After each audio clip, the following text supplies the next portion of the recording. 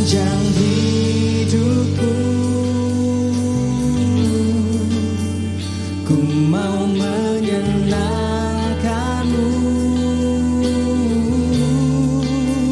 jadi persembahan kudus dan berkenan kepadamu. Yesuslah yang ku pandang, Yesuslah yang ku pegang, pengharapanku, pertolonganku hanya Yesus. Kamu selalu ada dalam hati Bapa. Kamu ada dalam hati Bapa. Ya, gitu. Ya, amin saudara. Engkau ada dalam hati Bapa. You are His top priority. Kamu adalah prioritas utamanya Tuhan. Amin saudara. Coba lihat sebelah lagi saudara. Biar jelek-jelek begini, nah Tuhan ya taruhkan saya di dalam hatinya, bilang saudara tidak jelek ya, itu cara pandang manusia saja. Biasanya orang kan suka ngomong gitu. Nah, hari ini saya pastikan setiap saudara, engkau adalah pribadi yang Bapa inginkan. Amin ya. Bapa inginkan engkau lebih daripada siapapun. Saudaraku, di dalam hati Tuhan itu manusia. Saat manusia itu saudara diciptakan dalam gambar dan rupa Tuhan. Dan mereka itu jatuh dari kemuliaan Tuhan, berbuat dosa. Tuhan sebenarnya tidak mengabaikan mereka. Tuhan tidak meninggalkan mereka. Tuhan terus ada menyertai mereka. Tetapi karena mereka berbuat dosa, mereka hidup terpisah dari Tuhan, pribadi yang tidak tercampur manusia, dosa dan tercampur. Tetapi ya saudara, kalau engkau tahu hati Tuhan yang paling dalam, tidak pernah Tuhan meninggalkan manusia. Amin saudaraku. Makanya saudaraku, pemazmur berkata demikian, mintalah kepadaku, maka bangsa-bangsa akan kuberikan kepadamu menjadi milik pusakamu ujung bumi. Artinya seluruh bumi ini. Di dalam bahasa terbaik, eretz bumi menjadi kepunyaanmu. Tuhan, dialah empunya dari bumi ini. Dan di dalamnya ada apa? Manusia. Seandainya di dalamnya hanya ada jangkrik, saudara, tidak penting. Tetapi ada engkau. Itu hati Tuhan. Saya garis bawahi sekali lagi. Maka apa? Bangsa-bangsa menjadi milik pusakamu. Ini adalah apa yang dinubuatkan tentang Yesus di dalam Mazmur pasal yang kedua ini. Jadi saat Yesus datang, saudaraku, dia datang untuk apa? Dia datang untuk menerima warisan dari Bapa, yaitu manusia. Saya ulangi saudaraku, Tuhan di dalam kemuliaannya tidak kurang apapun juga. Dan bahkan dia mengosongkan dirinya, kata Filipi pasal yang kedua. Tetapi kenapa saudaraku dia datang? Dia datang untuk mengembalikan manusia yang dia kasihi, yang dia inginkan itu untuk menjadi kepunyaan dia kembali. Artinya bisa bersama-sama. Dan disitulah engkau, disitulah pribadimu ada. Tuhan menginginkan engkau dari siapapun. Amin saudaraku. Menjadi milik pusakanya Tuhan engkau. Ini adalah buat Tuhan Yesus saudaraku. Begitu dia menginginkan manusia. Begitu dia mendambakan manusia menjadi kepunyaan dia. Makanya dia rela mati saudara. Saudaraku. Di situ saat Tuhan Yesus datang. Dia satu hari saudara. Dia sedang kelelahan. Dia sedang perjalanan jauh. Dia haus dan dia lapar saudaraku. Tapi saudara saat murid-muridnya datang kembali dan membawakan makanan kepada dia. Dia bilang sama muridnya begini. Kamu tidak lihat, padaku ada makanan yang engkau tidak kenal. Dan makananku adalah apa? Dia berkata melakukan kehendak dia, kehendak Bapa yang mengutus aku. Dan aku mau menyelesaikan pekerjaannya. Makanan Tuhan Yesus apa? Melakukan kehendak Bapa. Betapa pentingnya. Saudara tahu itu makanan? Makanan itu memberi kekuatan. Saudara tahu itu makanan? Makanan itu mengembalikan stamina, energi. Benar ya? Makanan itu untuk membuat seseorang bertumbuh. Di tengah-tengah kehausan dan kelaparan. Murid-murid sudah pergi beli jauh-jauh. Berpikir sekarang, saudaraku, bahwa Tuhan Yesus akan makan. Malah Tuhan Yesus berkata, makananku melakukan kehendak Bapa. Apa yang dia barusan lakukan? Dia barusan melayani seorang perempuan. Nah, itu adalah perempuan Samaria. Dan dia sedang menanti satu kota datang kepada dia. Betapa berharganya manusia, saudaraku. Dia bicara sama murid-murid seperti ini. Kamu kalau melihat sekarang kan, kamu lihat apa? Musim apa? Oh, musim menanam. Musim apa? Oh, mau masuk ke musim hujan.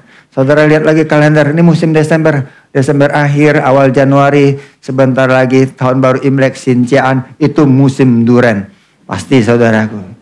Tergantung daerah, kalau di Kalimantan itu musim duren besar, saudara. Duren cuman goceng, saudara. Saya beli di situ, goceng besar, saudara. Saudara, kepikiran duren. Jangan, saudara. Ya, ini masih awal. Nanti itu urusan yang lain. Manusia melihat lahiriah. Tetapi Tuhan Yesus berkata, bukan nanti, bukan 4 bulan lagi musim menuai. Sekaranglah waktunya menuai. Kenapa? Karena dia sedang melihat bangsa-bangsa. Hati Tuhan itu selalu pikirannya manusia. Sampai di sini saudaraku, apakah engkau bisa menangkap? Di dalam hati Tuhan adalah engkau. Dan dia mikirkan engkau. Tetapi kalau engkau sudah mengenal dia, kalau engkau sudah menjadi orang percaya, adakah engkau mengenal hatinya? Membawa orang lain kepada dia. Saya ulangi, di dalam hati Tuhan adalah manusia dan manusia itu adalah engkau. Tapi kalau engkau sudah mengenal dia, adakah engkau membawa orang lain? Christmas, ini bicara tentang kelahiran Yesus. Saya bukan berbicara tentang bagaimana kita akan khotbah Natal. Saya tidak, saya berbicara tentang hati Tuhan, dia lahir untuk menerima warisan manusia. Dan kitalah manusia yang dipercayakan untuk membawa orang-orang kepada dia. Amin, saudaraku. Nih, saudaraku. Di dalam hati Bapa itu hanya ada manusia. Dia menciptakan semuanya. Iya, dia Tuhan. Tetapi yang paling utama dari semuanya itu adalah gambar dan rupa dia, manusia yang diciptakannya. Kenapa, saudaraku? Makanya manusia, bangsa-bangsa itu menjadi apa? Satu urgensi di dalam hatinya dia itu. Engkau adalah urgensi bagi Bapa. Nah, saudara mungkin tidak mengerti urgensi. Urgent itu apa? Penting, ya benar saudara. Tetapi ya kalau saudara masuk satu ruangan namanya ER, emergency room. Itu apa? Di situ ada 2 jenis orang. Yang satu saudaraku in urgent, yang satu lagi emergency bro. Dia sudah mau putus napasnya. Saudara, emergency banget. Nah maka di ruangan sebelah dia kan, cepat, ini urgent. Kenapa? Karena ada yang sedang emergency. Di ruangan sebelah. Masuklah dia bersama dengan perawat dan sebagainya. Dan mereka adalah orang yang in urgency. Ada urgency di situ. Tetapi yang satunya adalah sedang emergency. Kalau kau tidak menangkap hati Tuhan yang adalah urgency adalah manusia, engkau bisa menjadi orang yang emergency hidupnya. Tahu emergency? Call 911 saudaraku. Ini hanya istilah ya. Sekarang mungkin udah berubah. 911 saudara tahu 911 jam 2 pagi. Kenapa? Bro tolong datang, tolong kami. Ini keluarga sudah mau pecah. Ini dia sudah mau lari, tidak bisa ditahan lagi. Tolonglah, dia mau dengar. Emergency. Apalagi yang terjadi saudara. Tolong, segera, anakku mau lari. Wah, emergency saudaraku. Apalagi yang terjadi. Ini sudah mau bangkrut. Nggak tahu harus bagaimana, utangnya banyak. Pinjol di mana-mana, emergency terus. Ini apa? Ini terikat obat-obatan, sekarang sangkut sama kepolisian dan masalah. Emergency terus saudaraku. Kalau engkau tidak mengerti urgensinya Tuhan, jangan sampai engkau adalah orang yang satunya. Emergency. Makanya saudara tidak mau emergency hidupnya, jadilah orang yang dapatkan urgensi dari Tuhan. Urgensi Tuhan adalah manusia. Dan dia memberikan visi di dalam urgensi itu. Yaitu visi. Visinya Tuhan. Visi itu artinya maksudnya dia. Ya saudaraku. Dan visi itu pertama-tama membawa engkau bisa mengenal hatinya dia yang urgent. akan manusia. Tetapi tidak hanya itu, visi Tuhan membuat engkau mengerti hati manusia, hati Tuhan yang adalah manusia yang urgent, tapi di situ engkau bukan hanya dibuat mengerti, visi Tuhan yang benar itu membuat engkau bisa mampu melakukannya, mampu melakukan apa? Melakukan kehendaknya, menjadikan kehendaknya, maksudnya itu sebagai apa? Prioritas utama di dalam hidupmu. Itu saudaraku. Maksud Tuhan menjadi prioritas yang utama di dalam hidupmu. Kehendak Tuhan top priority, bukan yang lain. Nah, banyak orang percaya Tuhan, tetapi kehendak dia yang menjadi top priority. Ini urgensi saudaraku. Bisnisnya menjadi top priority. Oh, saudara bilang, saya harus bisnis memberi makan sekian orang. Tetapi saudara, itu bukan top priority. Kehendak Tuhan, makananku yang paling utama, kata Tuhan apa? Melakukan kehendak Bapa. Kalau Tuhan Yesus seperti itu hatinya, bagaimana dengan engkau yang mendengarkan? Bukankah hatimu seperti Tuhan? Bukankah kita sedang berjalan menuju keserupaan seperti Dia? Jangan sampai engkau tidak menangkap hatinya Tuhan Yesus. Amin, saudaraku.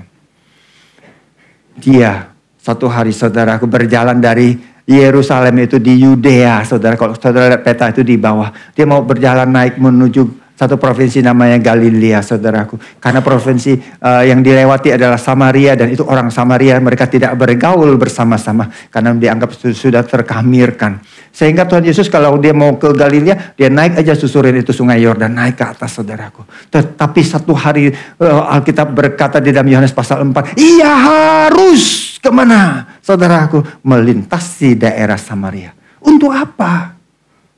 Udah jalan lah, harus masuk lagi ke kota dekat Sikar di situ, dan kemudian duduk di tepi sumur. Dia sedang menanti seseorang yang sedang emergency, saudaraku. Hati Tuhan adalah manusia. Ternyata itu perempuan, dan memang dia emergency. Sudah 5 kali menikah, dan gak ada yang betah, atau dia yang tidak betah, saya tidak tahu, saudara, karena tidak disebutkan. Yang pasti sekarang dia tinggal lagi sama satu laki-laki, dan mungkin sedang emergensi juga, karena itu bukan suaminya.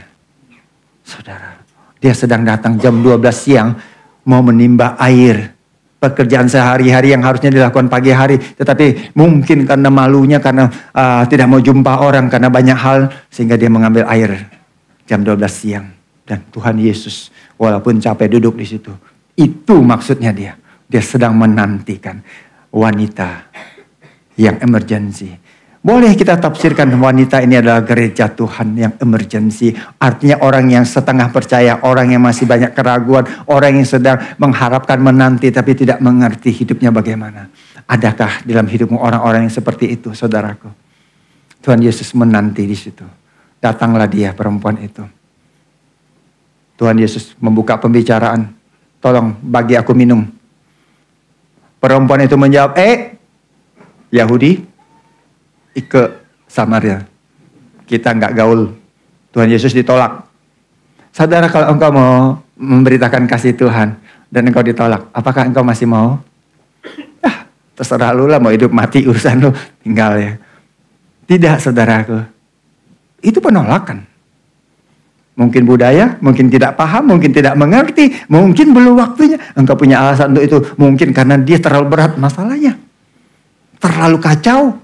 Tapi Tuhan berkata, seandainya ya perempuan, kamu nih tahu siapa yang minta air sama kamu. Mestinya kamu yang minta sama dia. Karena apa? Karena dia bukan cuma memberikan air biasa. Dia akan memberikan kamu air kehidupan. Di mana engkau meminumnya, dan itu menjadi mata air kehidupan yang terus memancar sampai kekal.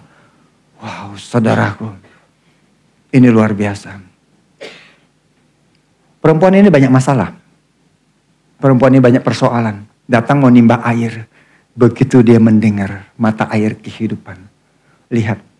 Perempuan ini gagal, saudara, membangun rumah tangga. Tapi dia tidak gagal paham dengan air kehidupan. Apa jawabnya dia? Tuhan, berikanlah aku air itu. Dia haus. Hauskah engkau? Dia haus. Dia haus. Dia bukan ngantuk, dia haus. Hauskah engkau? Amin saudaraku. Haus, coba ngomong haus. Haus sama ngantuk tulisannya lain saudaraku. Jauh sekali. Haus. Jadi nggak nyambung sebenarnya. Haus. Saudara, menarik ya. Kalau orang seperti itu saudaraku. Dia ada dalam hati Tuhan dan engkau ada di dalam hati Tuhan. Tahu Tuhan Yesus itu seperti apa? Dia akan memberikan kepuasan. Kalau engkau haus, engkau datang haus, minum. Banyak orang datang haus. Tetapi apa? Dia nimba. Dia bawa pulang. Kasih ke orang lain. Gue yang haus, dia yang minum lah. Itu kan gak menarik. Itu namanya aneh. Kalau belum mengerti maksud saya gini loh. Saudara datang di sini haus tidak? Pasti jawabnya haus. Kalau enggak saudara ada something wrong kan mesti kan? Enggak lah, tenang saudara. Enggak demikian juga. Mungkin belum paham. Nah, anggap saudara semua haus. Saya percaya saudara haus. Ya, iman saya berkata engkau haus. Tapi saudara haus. Datang ke menimba. Apa maksudnya? Terima itu firman. Buat nanti sih enso. Masih ingat enso? Tulang. Siapa lagi? Ya, Koko, Cece, ya Teteh. Nah, siapa lagi saudara? Nah, ini cocok nih si Teteh ini. Gak lama ini. Enggak ngerti. Nah, ini dia. Cocok nih. Kemarin tuh. Mesti dia dengar nih firman. Nah, itu namanya nimba buat orang lain. Saudara haus, tapi yang minum orang lain. Saudara suruh dia minum. Belum tentu dia haus. Belum tentu dia paham. Nah, saudara sendiri gak minum. Saudara kalau haus. Saudara, saya haus banget nih sama. Memang pingin minum. Tapi ini air nih buat kamu. Orang tuh curiga, saudara, kalau engkau haus aja gak minum. Jangan tuh air dari got. Kalau dia berpikir itu racun. Pahamkah saudaraku? Nah, kalau haus, minumlah. Engkau akan dipuaskan. Bukan diabaikan. Nah, banyak orang seperti itu saudaraku. Dia terluka, kenapa? Karena dia diabaikan. Enggak. Orang yang ada di dalam hati Tuhan, kalau engkau selalu ada di dalam hati Tuhan, engkau ada top priority Tuhan. Tuhan mau memuaskan engkau, agar dahagamu hilang. Amin, saudaraku. Amin. Dia tidak akan mengabaikan engkau. Dia tidak akan membiarkan hidupmu, saudaraku. Pembicaraan itu berlanjut, saudaraku. Tidak berhenti di situ. Dan perempuan itu berkata, karena dia mendengar air kehidupan, dia ingat sesuatu yang lebih mendalam. Dia berkata, sebenarnya kami juga lagi menunggu Mesias. Apa itu Mesias? Siapa itu? Juru selamat. Dia sedang mengharapkan. Wah, saudara, jadi titik masuk yang baru. Orang rindu akan Tuhan. Orang tuh rindu, saudara, hidupnya kacau sekalipun ya. Jangan engkau menilai mereka. Ya, engkau haus. Dia sekalipun kacau, saudaraku, dia masih merindukan Tuhan. Cerita-cerita. Tahu apa jawab Yesus? Tuhan Yesus bilang, lihat baik-baik perempuan. Lihat. Akulah dia. Apa itu? Dia bilang, haya. Saudara langsung ingat di Glodok. Haya. Nah, itu lain saudara. Haya itu bahasa Ibrani saudaraku. Itu bukan yang di Glodok. Seperti Musa waktu jumpa Tuhan di semak. Bukan semak berduri. Semak yang terbakar itu saudara. Ya kan. Dia tanya, siapa namamu Tuhan? Kalau orang tanya aku jawabnya apa? Tuhan jawab apa? Haya. AM eksis, aku ada. Itu artinya aku ada sekarang di depan kamu. Untuk kamu. Aku ada. Tuhan ada untuk engkau. Untuk dirimu. Tuhan ada. Dia hadir buat engkau. Amin saudaraku. Perempuan itu saudaraku, masalahnya banyak persoalannya. Saudaraku tidak tertangani. Dia punya masalah keuangan, saya tidak tahu apalagi yang dihadapi. Saudara mungkin 5 suami punya anak. Begitu banyak urusannya kesana kesini kacau. Tetapi waktu Tuhan berkata, akulah dia, aku ada. Haya, aku ada. Saudara, dia berjumpa dengan pribadi itu. Orang yang demikian saudaraku, masalahnya masih ada kan? Belum selesai kan? Tetapi kalau engkau membaca Alkitab, engkau akan menemukan dia berkata, perempuan itu meninggalkan tempayannya. Apa itu tempayan? Tadi kan niatnya ambil air. Kerjaannya, maksud dia, apa yang dia mau kerjakan, dia tinggalkan. Terus apa? Pulang ke rumah, lakukan yang lain, marah, kecewa, terluka, left group. Bukan. Dia masuk ke kota di mana tadinya dia tidak mau masuki. Dia masuk ke tempat di mana tadinya dia tidak sukai. Dia masuk dan bertemu dengan orang tentunya. Nah tadi kan dia nggak bertemu orang. Sendirian. Saudara ya. Kalau engkau suka sendirian. Belum tentu seperti perempuan itu. Belum tentu. Tapi maksudnya kalau engkau suka sendirian. Tapi kalau engkau jumpa juga dengan pribadi yang menginginkan engkau. Dia ada buat engkau. Aku ada buat engkau wanita. Kata Tuhan Yesus. Itu mengubahkan dia. Semua saudaraku kebiasaan pola dia berubah. Dia langsung masuk. Itu namanya berjumpa. Itu namanya encounter saudaraku. Amin saudaraku menangkap. Jumpakah engkau sama pribadi Tuhan? Personal.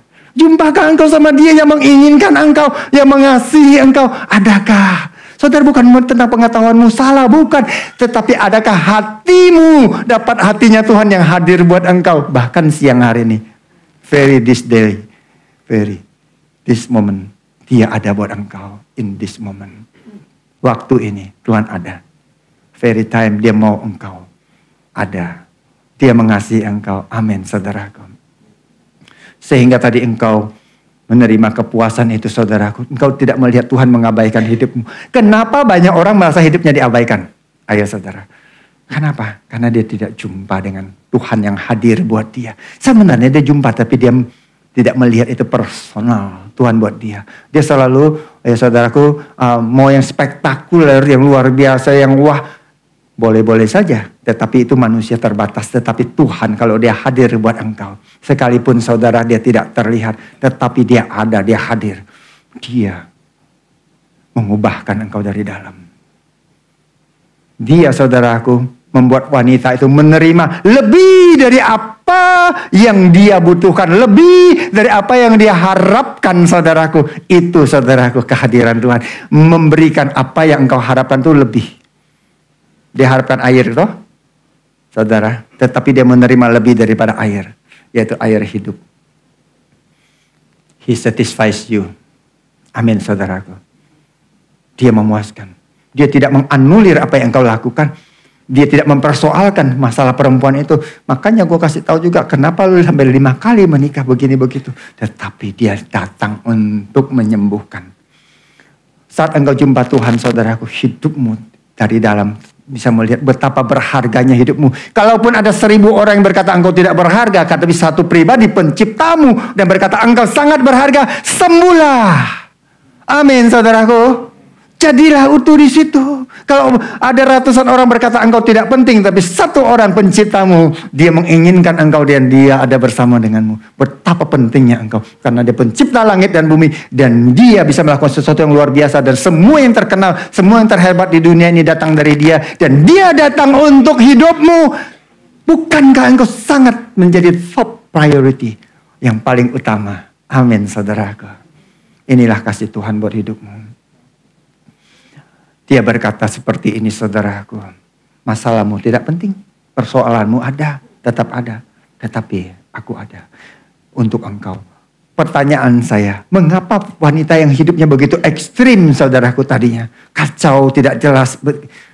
Dalam titik itu dia bisa meresponi. Kenapa banyak orang yang sepertinya baik-baik tidak punya persoalan seperti wanita ini. Katanya percaya dan jumpa dengan Tuhan hidupnya biasa-biasa saja. Nah, saudaraku. Tuhan tidak lakukan apa-apa kepada perempuan itu. Dia tidak buat bla bla bla bla bla dan kemudian perempuan itu jadi bagaimana? Dia hanya berkata aku ada buat engkau. I am he. It is me. It is I. Ada buat engkau. Saudaraku, kalau kamu bisa menangkap wanita ini tidak datang saat dia berkata engkau punya 5 suami. Dia tidak melihat bahwa dia harus membela diri. Nah ini penting untuk saudara engkau tangkap dan catat. Dia tidak berkata, kenapa sampai 5 kali? Karena begini, yang kedua, begini, 3, semua masalah. Dia tidak datang membawa pembelaan. Lihat, tidak ada sedikit pun pembelaan. Malah dia bisa melihat kasih. Banyak orang itu bukan tidak mengalami. Tetapi dia tidak menangkap kasih. Dia menangkap apa? Penilaian. Kadang-kadang ya saudara, dikata, ya, udah makan belum? Ini kan pertanyaan baik saudaraku. Udah makan belum? Nah, pikir maksudnya apa? Gue bakal minta traktir. Nah itu kan sudah kacau kan artinya saudara. Ini nyindir ya. Emang aku kelihatan orang belum makan? Kenapa nanya? Ini hanya pertanyaan. Bisa loh saudara tersinggung. Bisa. Kenapa? Karena membawa duka, membawa... Ini contoh sederhana. Benar contoh. Dan banyak lagi yang lain. Wanita ini sekalipun kasusnya dibongkar, dia tidak lagi membela diri. Dia hanya fokus kepada air hidup. Ini yang membedakan saudaraku. Apa sih persoalanmu? Apa saudara masalahmu? Fokuskah kamu sama air hidup yang Tuhan berikan? Wow, hidupmu akan berbeda. Luar biasa. Dialah yang memuaskan hasrat hatimu. Amin. Amin. Hasrat dari hati yang paling dalam. Tuhan memuaskannya. Dengan kebaikan. Sehingga masa mudamu menjadi apa saudaraku? Baru seperti pada burung Raja Wali. Nah saudara saat membaca ini saudara berpikir. Yang muda ya puji Tuhan, senang masih muda. Merasa bagus ini firman luar biasa. Nah minta maaf yang opung-opung ya kan. Oma-oma, opa-opa. Nah, bagaimana ini? Kalau opa Korea mungkin ya masih oke. Ini opa Indonesia. Nah, opa Indonesia ini masa muda gimana ya kan? Udah uban, ada yang sudah kurang, ada yang sudah ini. Ini kita harus lihat lebih jauh. Tuhan kalau firman dia nggak pilih kasih saudaraku. Masih mudahkah engkau mengenal Tuhan? Masih barukah? Muda itu kan baru saudaraku. Kalau engkau baru, walaupun sudah lama percaya, Tuhan mau perbaharui pengenalanmu. Menjadi seperti Raja Wali saudaraku. Saudara tahu Raja Wali jenis tertentu saudara. Dia saudara saat di usia tertentu dia berdiam diri. Tetapi di situ terjadi perubahan. Yang lama ini lepas saudara, bulu, paruh, cakar ini lepas. Tapi bukan lepas dari mati, dari dalam tumbuh yang baru. Itu setelah lepas saudaraku dan tumbuh yang baru. Kepakan sayapnya jauh lebih kuat, jauh lebih lebar jangkauannya saudaraku. Dan dia jauh lebih gagah. Tuhan mau memperbarui hidupmu seperti itu.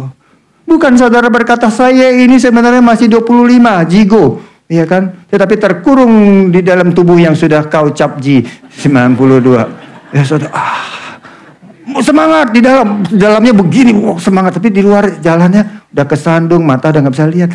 Ingat Tuhan sanggup mengubahkan. Makanya mulai dari sekarang. Saudara bisa melihat. Nantikanlah Tuhan kata Yesaya. Nantikan Tuhan. Jangan dibatasi oleh tubuhmu yang terbatas itu. Dari dalam. Ingat Tuhan memperbaharui Raja Wali itu bukan dari luar.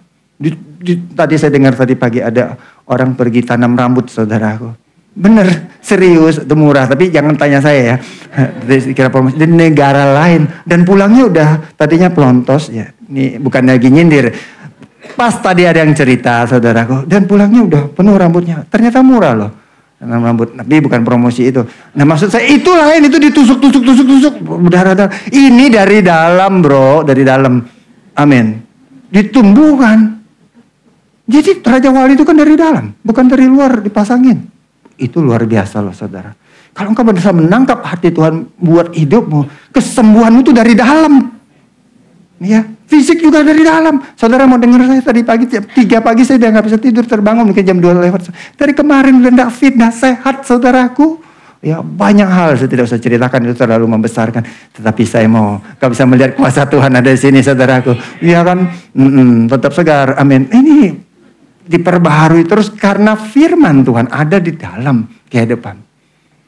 Lari tidak menjadi lesu. Jalan tidak menjadi lelah. Kemarin disuruh lari baru 500 meter. Kayaknya udah mau rontok. Gimana saudara? Nah itu terkurung lagi. Di dalam sih semangat tapi di luar terkurung. Kalau di dalam ada saudaraku, di luar itu akan mengikuti. Amin. Itu maksudnya. Hasrat hatimu dipuaskan saudaraku. Saat kalau engkau menyadari, engkau terima bahwa engkau adalah pribadi yang menjadi prioritas utamanya Tuhan. Saya ulangi, apa yang menjadi hasrat hatimu? Apa yang ada dalam hasrat hidupmu? Apa saudaraku? Tuhan akan puaskan itu. Tapi tangkap dulu hati Tuhan buat engkau. Bahwa engkau adalah prioritas utama di hatinya dia.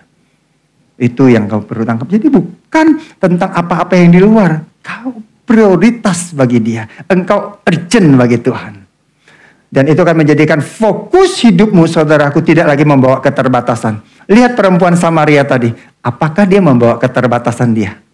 Tidak lagi. Dia masuk ke dalam kota, dia memberitakan tentang Yesus, Mesias yang dia jumpai itu. Tetapi ada orang punya banyak kelebihan. Juga menjadi itu yang dia bawa, saudaraku. Ya, itu menjadi fokus dia. Kalau engkau, saudaraku, mengalami, menerima, melihat bahwa dirimu adalah prioritas bagi Tuhan, fokus hidupmu berubah. Fokus hidupmu adalah Dia yang menjadikan engkau prioritas. Itu loh maksudnya, saudaraku.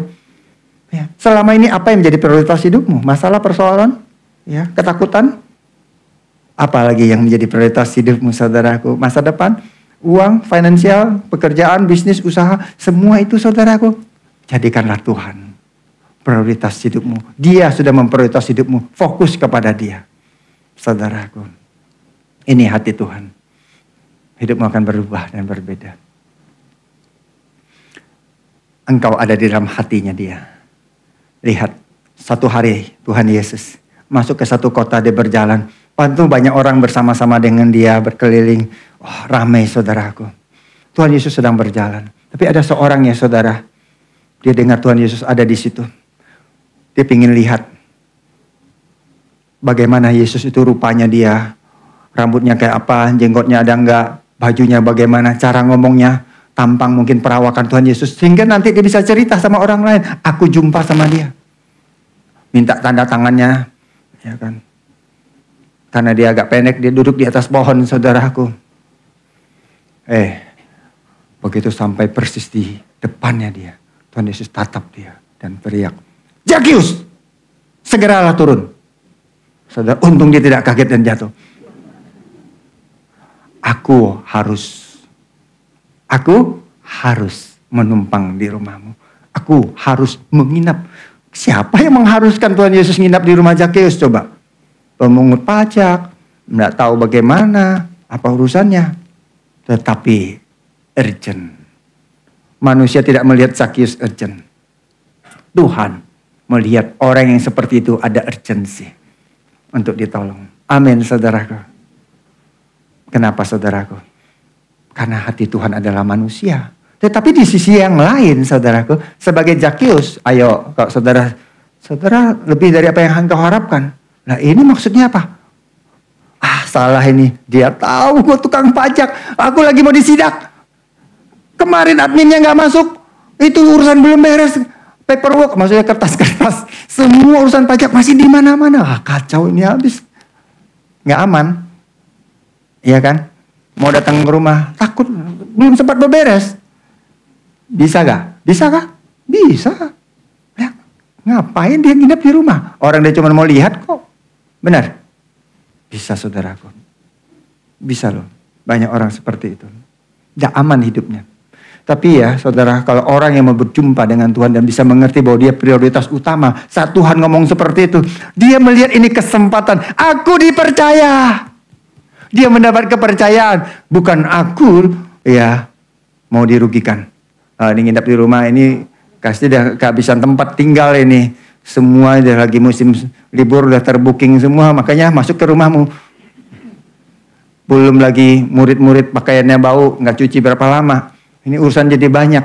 Makan namanya itu mungkin pelit, saudaraku. Mungkin pikirannya bisa seperti itu. Tidak. Dia mendapat kepercayaan. Kalau engkau adalah pribadi yang selalu ada dalam hati Tuhan, Tuhan mau mempercayai engkau, mau mempercayakan banyak ke dalam hidupmu. Dia bukan mau merugikan hidupmu. Tangkap itu, saudaraku. Amin. Dia tidak mau merugikan engkau. Dengar baik-baik, saudaraku. Dia tidak mau merugikan engkau. Dia mau mempercayakan kepada engkau. Saudara, pesta sudah dimulai. Perjamuan malam. Tuhan Yesus ada di rumah Zakius. Baru memakan, orang protes mulai berdatangan. Tidak sah, tidak baik. Kenapa harus menginap di rumah orang gak benar? Pemungut pajak, merugikan bangsa, pengkhianat. Itu bagi mereka orang-orang Yahudi. Kalau pemungut pajak di zaman itu pengkhianat negara, pengkhianat bangsa maksudnya. Karena mereka kerja dari pihak penjajah Romawi dan mengutin pajak. Dan pasti biasanya kalau mengut pajak, saudaraku, ini 5.000, 10.000. Mau bayar? Enggak. Nah, ini pedang ada, udah tentara di backing. Dan lebihnya bagi saudaraku, ini orang protes. Begitu orang protes, Zakheus tidak keluar dan membela diri. Tapi dia berdiri saudaraku. Mungkin karena dia pendek dia naik ke meja saudaraku. Tetapi dia tidak marah, dia berkata begini, Tuhan, setengah dari hartaku aku bagikan sekarang kepada orang miskin. Saudara, semua hening. Setengah dari hartanya. Dan jika ada yang kuperas, pastinya ada. Dan jika ada yang kucurangi, biasanya iya. 4 kali digantikan.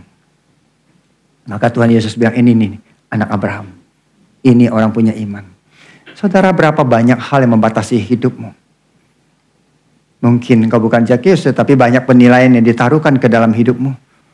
Ya, banyak label yang orang taruhkan. Atau bahkan engkau melabel dirimu. Tahu melabel? Saudara menandai dirimu bahwa iya saya sudah begini, saya orangnya terbatas begini. Tuhan tidak. Tuhan mau datang dan mampir. Tuhan mau hidup bersama dengan engkau. Dia mau makan bersama dengan engkau. Dia mau mengangkat hidupmu. Dia mempercayai engkau. Amin saudaraku.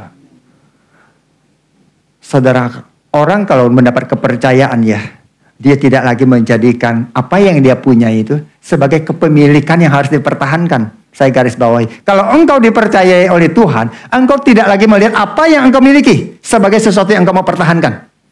Nah, berapa banyak engkau melihat itu kepemilikanmu dan itu hasilmu dan engkau tidak boleh diambil oleh orang lain dan makanya banyak kecurigaan di situ. Tetapi sebagai kepercayaan dan engkau dapat meneruskannya kepada orang lain. It entrusted to you. Dipercayakan kepadamu. Amin saudaraku.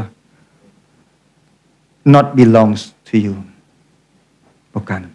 Apa yang kau punyai hari ini? Semuanya dipercayakan kepada engkau. Tuhan tidak persoalkan caranya. Maksudnya bukan Tuhan suka orang berbuat dosa. Jangan salah paham. Tuhan kan tidak mempermasalahkan Zakheus. Tetapi dia datang untuk Zakheus bisa melihat dari sisi yang berbeda. Kalau Tuhan datang ke dalam hidupmu, bisakah engkau melihat hidupmu berbeda dan berubahlah dari situ berdasarkan kasih yang Tuhan bawa ke dalam hidupmu, bawa ke dalam rumahmu itu. Kasih mengubahkan engkau. Amin saudaraku. Agar engkau dapat bisa melihat ini. Menarik ya saudaraku. Saudara, satu kali di tengah perjalanan murid-murid sudah lama ikut Tuhan, mungkin 2 tahun. Karena banyak kisah dan kejadian, Petrus lihat ini itu, jangan-jangan dia nanti nggak dapat apa-apa ini. Ya kan? Dirugikan, dimanfaatkan waktunya. Ada orang kan berpikir seperti itu saudaraku. Setelah percaya Tuhan, disuruh ikut pertemuan ini, pertemuan itu. Nanti pertemuan, pikir mau ditraktir, ternyata malah disuruh bayarin ikut sokonglah, bagi-bagi. Saudara, traktir yang lain malah. Lama-lama dia pikir kalau begini habis dia punya tabungan. Pikirannya mulai hitung-hitungan. Mungkin Petrus kayak gitu ya saudara ya. Dalam perjalanan di awal. Dia ingat lagi itu perahu terakhir dia tinggalkan. Itu ikan semua masih hidup. Kep di perahunya itu penuh. Tapi dia gak sempat jual karena Tuhan Yesus bilang kamu ikut aku. Aduh kita ingat gimana ini. Ya kan. Gak dapat apa-apa sudah ikut 2 tahun. Berapa tahun saudara ikut? Dapat apa? Belum dapat apa-apa. Nah, mirip Petrus. Tanyalah sama Tuhan. Tuhan dia bilang, kami udah ikut engkau. Pagi siang malam lakukan ini, lakukan itu. Apa dong? Apa? Upahnya apa? Dapatnya apa? Wajar saudaraku kalau nanya mah. Kalau mempertanyakan nah itu biasa kurang wajar. Tanya aja saudara. Tuhan jawab kan? Kalau ditanyakan Tuhan jawab. Tuhan bilang seperti ini. Aku ngomong sama kamu ya Petrus. Bukan cuman kamu. Setiap orang. Dia berkata, berapa? Setiap orang. Artinya termasuk setiap yang mendengarkan. Engkau mendengarkan? Nah termasuk engkau. Yang karena kerajaan Allah meninggalkan apa? Rumah, meninggalkan apa? Istri, saudara, orang tua, anak-anak, meninggalkan. Benar ya saudara ya? Ayat 30. Lukas 18 menjawab, akan menerima kembali berapa? lipat ganda pada masa ini juga. Bahkan dalam terjemahan yang lain 100 kali lipat. Jangan lihat 100-nya lah. Lipat ganda. Tidak pernah engkau dirugikan. Amin saudara. Kapan? Saudara nanti itu ya biasalah janji-janji. Di masa ini. Masa ini juga. At this moment. Tapi ada kata kairos di situ. Nah, saya suka kata kairos. Kenapa? Artinya tidak sembarangan. Tidak jalan-jalan kemudian ditibahan sama harta rezeki. Ada kairos. Kairos itu waktu yang ditetapkan, ada waktunya Tuhan. Di mana engkau punya waktu, yaitu kronos, waktu manusia, engkau setia. Di mana engkau pada waktumu, kronos, waktu manusia, engkau berjalan, ada engkau rela. Sampai satu titik kairos, Tuhan tiba. Saudara, saya mengerti firman ini dari perjalanan kehidupan saya. Banyak orang saudaraku merasa dirugikan, merasa menyesal. Ikut Tuhan saudaraku. Terjebak. Tidak bisa mundur lagi. Mau maju dia udah gak mau. Takut. Takut lebih banyak lagi dimanfaatkannya. Saya mau cerita sama saudara. Saya mau cerita. Baru-baru ini saudaraku. Recently. Baru-baru ini. Jam malam saudaraku. Anak saya bilang, saya sudah pertemuan jam 11 malam. Papa udah tidur. Saya bilang, saya tahu saat baca itu. Papa belum tidur. Ayo kita ke bawah. Papa jumpa sama kamu. Saya tahu dia mau bicara, saudaraku. Kami turun bicara di bawah. Saya dengarkan anak saya meneteskan air mata. Dia mulai cerita. Dia cerita dengan terbata-bata. Dia ingin tahu ekspresi saya. Apakah saya mendengarkan dia atau bagaimana saya menanggapinya. Ada keraguan dia di situ. Dia bilang gini, dia sedih. Dia merasa hidupnya tidak adil. Dia merasa bahwa hidupnya banyak dirugikan. Dan yang pasti, dia bilang, dia merasa sangat tertinggal dibanding teman-temannya. Anak saya lagi kondisi baik. Justrunya, dia merasa kehilangan waktu. Saudara, dia bilang, hidup ini dia tidak adil. Dia tidak dapat yang terbaik di masa dia dulu. Dia melihat teman-temannya sekarang ada orang yang melayani. Ada orang yang layani, begitu cepat bisa ikut bersama. Kemudian bisa ada dan mengambil peran ini dan itu. Dia melihat dirinya belum ada kesempatan itu. Saudara, saya bisa sedih karena dia nangis. Dia cerita bagaimana dia hidupnya sudah mengalami banyak yang tertinggal dan tidak. Sekarang dia sangat terbatas sepertinya. Saya bisa bawa dia masuk ke kamar lagi. Ayo nak, kita nangis berdua. Sangat kasihan papamu ini dan menyebabkan kamu mengalami ini semua.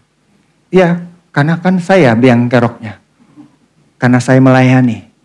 Karena saya fokus kepada orang. Sehingga dia mengalami semuanya itu. Kira-kira begitu. Dulu dia begitu sweet, begitu indah, begitu luar biasa. Sehingga sudah satu masa dia cerita bagaimana dia gagal, dia jatuh. Dan dia salah. Dia menyesal itu semua. Tapi dia merasa kehilangan. Saya turut dia tatap papa, lihat. Saya bilang, nah kamu lihat papa. 7 tahun silam. Waktu usiamu. Seperti itu 14 tahun. Belum ada orang bisa melayani. Belum ada orang bisa datang kepada kamu. Belum ada orang bisa menolong kamu. Tidak ada orang yang bisa bawa kamu bersama-sama. Kamu sendiri, iya. Tapi kamu tahu 7 tahun yang lalu lah. Papa melakukan itu buat anak-anak muda. Di mana itu bukan tugas dan tanggung jawab papa. Itu bukan tempat di mana papa menggembalakan. Itu bukan area kerja papa. Tetapi karena ada orang-orang muda yang perlu ditolong. Papa berikan waktu ekstra. Extra mile buat mereka. Untuk mereka bisa ditolong. Untuk mereka ada waktu bisa mengenal Tuhan. Untuk bisa ditumbuhkan. Sehingga ada orang-orang itu hari ini. Teman-teman bisa dilayani. Dan sekarang kamu bisa ada bersama-sama. Saya berkata. Lihat. Kamulah orangnya. Yang sudah investkan waktu kamu. Relakan papamu untuk melakukan itu. Sehingga orang-orang itu ada hari ini. lihat, kamu bukan orang yang tertinggal, tetapi kamu orang yang sedang dibangun. Dan ada fondasi di situ. Kamu diberikan fondasi yang benar. Malam itu anak saya jumpa, encounter dengan Tuhan. Dia berbahasa roh, saya doakan. Dan saudaraku, saya tumpangi tangan dan saya berkata, ada percepatan dalam hidupmu. Apa yang Papa terima dari Tuhan, Papa teruskan ke dalam hidupmu. Ada percepatan. Tuhan akan memakai hidupmu. Karunia-karunia akan ditambahkan ke dalam hidupmu. Anak itu lahir, saudara. Menit pertama saat dia lahir di kota Atlanta, saya angkat dia di depan dokter. Saya setelah potong tali pusarnya, saya persembahkan dia kepada Tuhan. Itu hari di mana saya kembali kepada Tuhan. Saudara, perjalanan panjang. Ya, saya mengerjakan banyak. Tetapi anak saya banyak hal yang dia alami, banyak hal yang terjadi. Banyak hal yang dia tidak puas. Dan saya, saudaraku, sangat terbatas dalam semuanya itu. Tetapi saya tidak mengabaikan mereka. Malam di tengah kesibukan saya selalu masuk ke kamar mereka. Saya doa, tumpangi tangan. Saya bless, saya berkati mereka. Mungkin itu kalau mereka sangat bosan, 5 menit saya masih ada di situ. Karena dia tidak suka, sedang marah dan sebagainya. Tapi Tuhan Bapa ada. Dia tidak mengambil dari hidupmu. Dia tidak mengambil dari hidupku. Dia adalah Tuhan yang mempercayakan. Saya bicara, beda nak. Dulu papamu 32 tahun yang silam. Papa melayani, melakukan banyak hal. Menginjil, memenangkan orang, memimpin komsel. Tetapi Papa tidak ada orang yang tolong. Tidak ada orang yang bapai. Sehingga 5 tahun kemudian Papa lari dan meninggalkan Tuhan. Kamu hari ini diberikan fondasi kebenaran. Ditaruhkan semuanya ini. Dibangunkan orang-orang bisa menolong hidupmu. Menjaga dan berjaga-jaga atas hidupmu. Disinilah kamu ada. Disinilah kamu bersama dengan komunitas. Disinilah hidupmu akan dibangun lebih lagi. Saudaraku, dia berkata, iya Pak. Dia mengalami kelegaan. Beban-beban apa yang menjadi perasaan dia. Kesedihan dia. Bisa dia lepaskan, saudaraku. Dia bukan orang yang hari-harinya menangis. Dia baik-baik. Tetapi saudaraku, justru dia lagi mau maju. Saya mau berkata seperti ini. Saat seseorang mau maju, saudaraku, iblis itu kan tarik ke belakang. Benar ya. Tetapi saat orang itu terus maju dan dia maju. Dan iblis itu tidak bisa tahan lagi. Dia akan pakai tipu daya yang lain. Dia akan dorong ke depan atau dia berkata, kamu maju sekian tertinggal. Itulah anak saya. Dia merasa hidupnya tertinggal dibanding teman-teman yang lain. Saat dia sadar, ternyata dia harus ke situ. Dia merasa sudah tertinggal. Saya berkata, tidak nak. Kamu tidak tertinggal. Semua ini terjadi. Akan ada percepatan dan kamu akan berjalan di dalam semuanya itu. Dia justru sedang kembali. Tetapi iblis mau menipu saudara. Di fase mana perjalanan hidupmu hari ini? Tuhan mau memberikan banyak saudaraku. Kalau engkau adalah seorang yang dipercaya dan dipercayakan banyak oleh Tuhan. Engkau dipercaya oleh Bapa. Saudaraku. Jadilah rela. Untuk mengembangkan dan meneruskan apapun yang Bapak percayakan ke dalam hidupmu. Amin saudaraku. Jangan menyimpannya. Menahannya. Menjadi kepemilikan sendiri. Saya dipercayakan 12 tahun silam menolong, memuridkan serius, menolong hidup orang-orang membapai. Tetapi saya melihat ada sekelompok orang yang dia perlu. Saya dapat iman memberikan lebih. Di mana itu bukan pekerjaan saya. Saudara, tetapi hari ini ada orang-orang itu bisa menjangkau, bisa menolong hidup orang-orang yang hancur, yang kacau. Yang saudaraku, mereka di masa mudanya tidak tahu bahkan jenis kelaminnya apa. Padahal dia laki-laki, padahal dia perempuan. Saudara, melanggar kodratnya Tuhan, penciptaan itu. Itu tidak boleh terjadi. Saudara, orang-orang ini perlu ditolong. Bukan hanya tahu jenis kelamin bisa mengisi laki-laki atau perempuan. Tetapi hidupnya sebagai prianya Allah. Hidupnya sebagai wanita, wanitanya Allah. Amin saudaraku. Harusnya seperti itu. Adakah orang ini yang menolong mereka? Jangan tahan. Saya bisa menahan karena itu keluarga, itu hak saya untuk keluarga, untuk anak-anak. Tetapi saya mengambil lebih. Tetapi sekali lagi, lebih tepatnya Tuhan yang memberi lebih untuk saya teruskan. Sehingga saya bisa mengerjakan. Saya tidak pernah merasa dirugikan. Sekalipun banyak kerugian di situ. Tidak pernah merasa dirugikan. Dan tidak menganggap itu sebagai kerugian. Saudara, yang terakhir buat engkau sebelum pulang. Tuhan Yesus satu hari sedang duduk makan di rumah seorang yang bernama Simon. Dan Simon ini disebut Simon si kusta, saudaraku. Apa itu? Lagi makan. Masuklah seorang perempuan. Membawa satu bungkusan saudaraku. Dan ternyata itu minyak. Itu murid-murid perhatikan lagi, ngapain dia?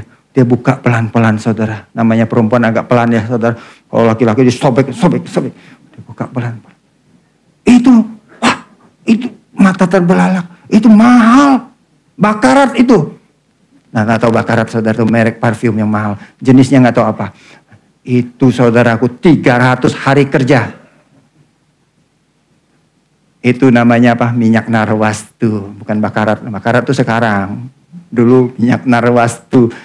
300 dinar. Langsung murid-murid bilang, itu barang mahal, kenapa ditumpahkan? Jangan ditumpah. Bukan ditumpah, dipecahkan, dituangkan ke Tuhan Yesus. Sayang banget. Uang. Murid-murid seperti itu, terutama Yudas. Nah, saudara.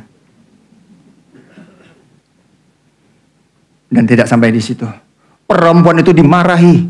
Kamu, kenapa? Ini barang mahal, kenapa dipecahkan? Aduh, hati Tuhan Yesus, saudaraku. Barang juga bukan barang dia, ya kan? Dia juga nggak ngebeli. Dia juga nggak ada investasi di situ. Kenapa dia keberatan? Mengerti maksud saya? Banyak orang itu keberatan, saudara. Kalau seseorang mau memberi lebih kepada Tuhan.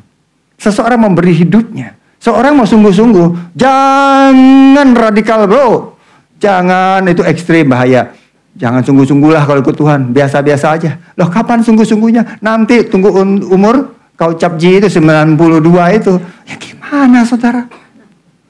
Itu mau sungguh-sungguh. Tapi kan terkurung pada tubuh yang sudah terbatas. Di dalamnya mau sungguh-sungguh tapi jalan tetap pelan. Mau jalan cepat, saudara, jatuh. Loh, udah bisa. Your best is now. Your best sekarang. Amin, saudaraku. Ya, berikan itu. Tapi ada orang mempersoalkan, ada orang mempermasalahkan, nggak perlu seperti itu. Itu ekstrim, di zaman ini sudah tidak berlaku. Siapa bilang zaman ini tidak berlaku? Firman Tuhan tetap berlaku, masih sama. Kenapa engkau tidak bisa sungguh-sungguh? Kenapa engkau tidak bisa radikal di dalam Tuhan? Kenapa? Itu pemahaman yang salah karena pemahaman dari dunia. Kenapa saudara tidak bisa memberi yang terbaik? Kenapa? Karena pasti pengajaran, pasti penyesatan. Itu penyesatan. Kenapa? Siapa yang merasa dirugikan? Saya sudah keluarkan banyak, saya tidak merasa dirugikan. Saya cerita, bahkan anak saya merasa bapaknya bodoh, rugi banyak, kehilangan banyak. Tetapi saya bicara sama anak saya malam itu juga. Saya bilang, kamu tahu rekening papa? Zaman itu kamu tahu. Kami tinggal di rumah yang mewah. Besar, karena itu hasil pekerjaan kami sebelumnya. Tetapi saya tidak ada uang. Anak saya tahu, orang lain tidak tahu.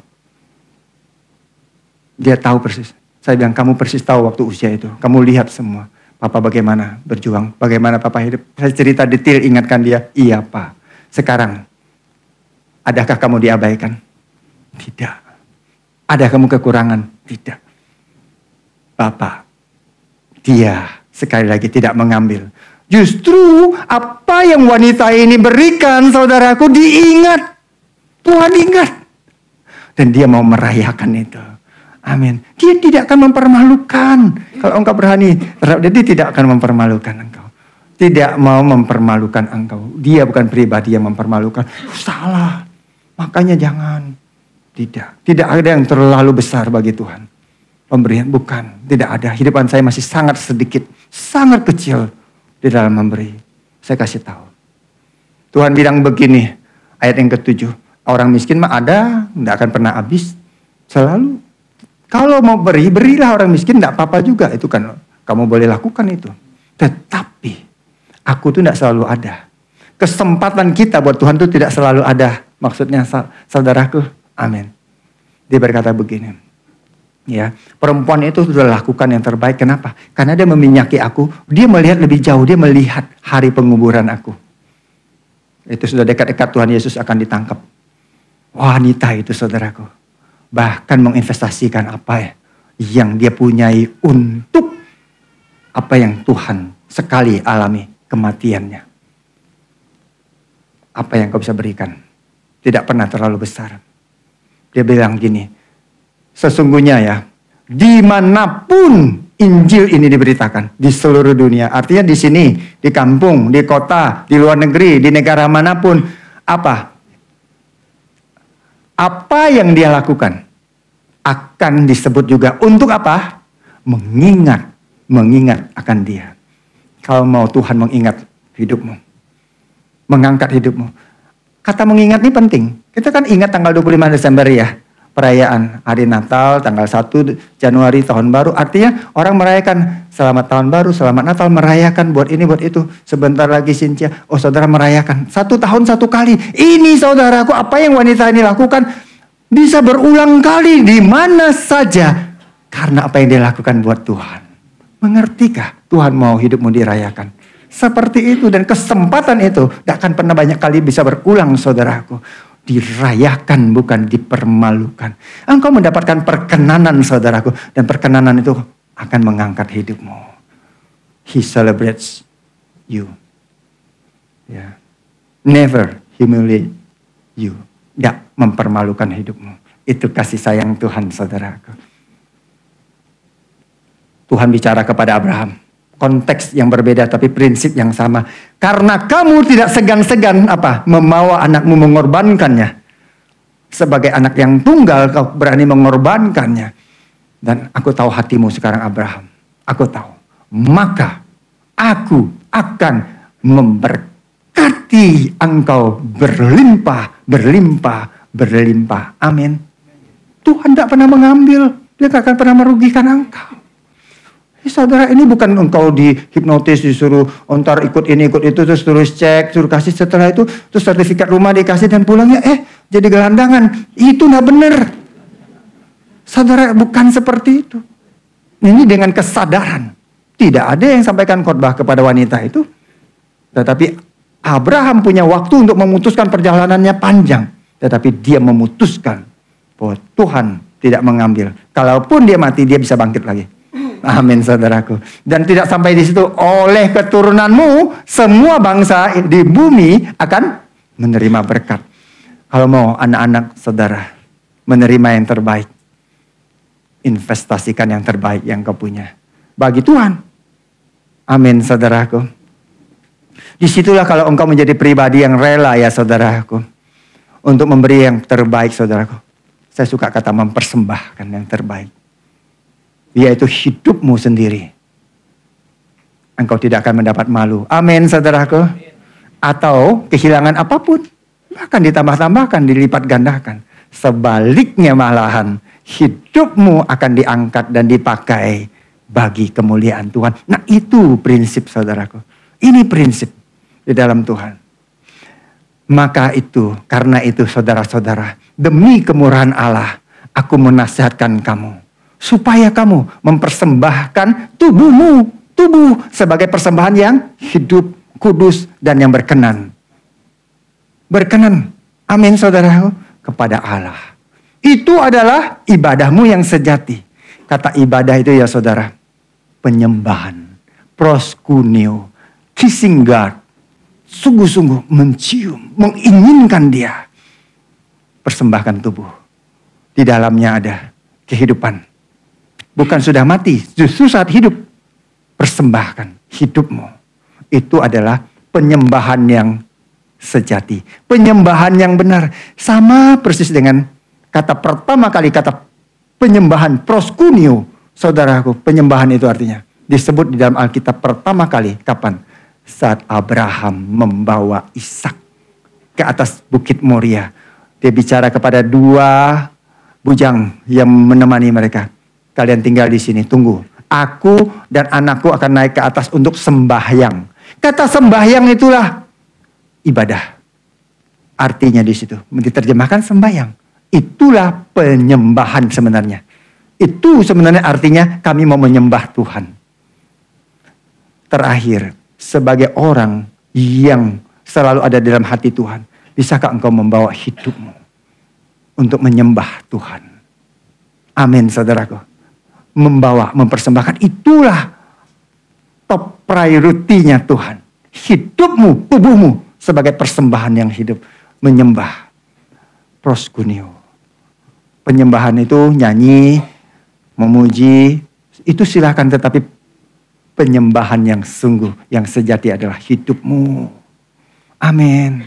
Hidupmu. Lebih daripada doa. Lebih daripada apapun, hidupmu dipersembahkan. Waktumu, kepunyaanmu, apa yang kau bisa hasilkan, itu bawa kepada Tuhan. Disitulah kalau engkau sadar bahwa engkau adalah pribadi yang menjadi prioritas utama bagi Bapa. Berubahlah cara pandangmu langsung. Dia rela membawanya. Saya memberitakan perjalanan kehidupan ini. Membawa hidup saya sebagai satu penyembahan. Inilah penyembahan saya, hidup saya. Yang saya bisa lakukan, saya bisa hasilkan waktu. Yang saya bisa hasilkan yang lain yang banyak.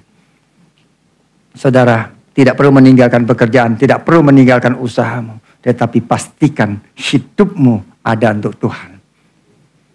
Dapat bisa melihat apa yang Bapak percayakan.